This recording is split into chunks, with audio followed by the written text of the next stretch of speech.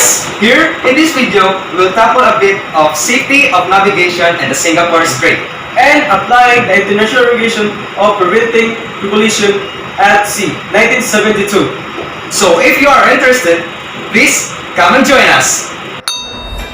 As we all know, the Singapore Strait is a narrow and busy waterways where a large number of vessels transit daily. These vessels include bulk carriers, container vessels, ferries, tankers, very large crude carriers, barges, undertow and fishing vessels.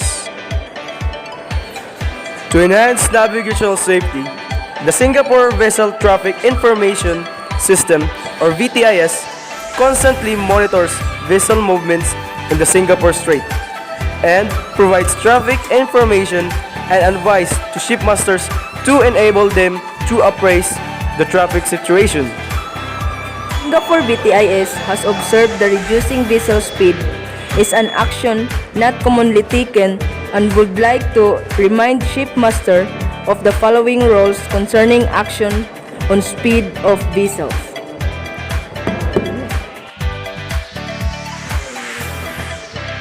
Rule number 6. Every vessel shall at all times proceed at a safe speed so that she can take proper and effective action to avoid collision and be stopped within a distance appropriate to the prevailing circumstances and conditions.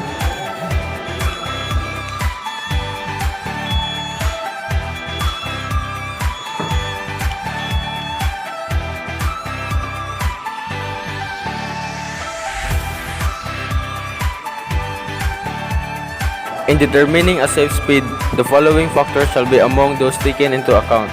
A. By all vessels. First, the state of visibility.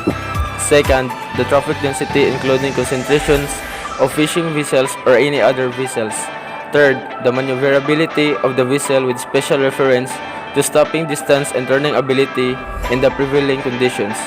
Fourth, at the night at the presence of background light such as from shore lights or from back scatter of her own lights. Fifth, the state of wind, sea, and current, and the proximity of navigational hazards.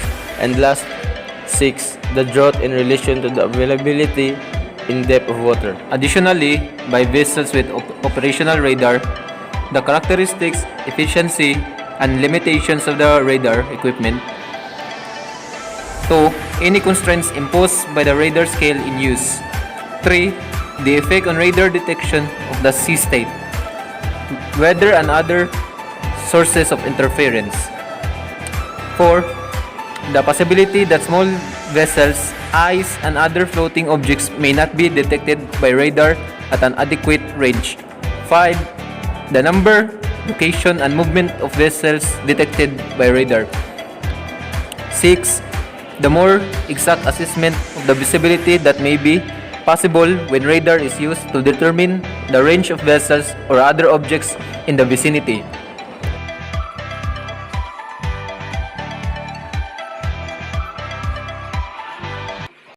I hope that you learned something in this video.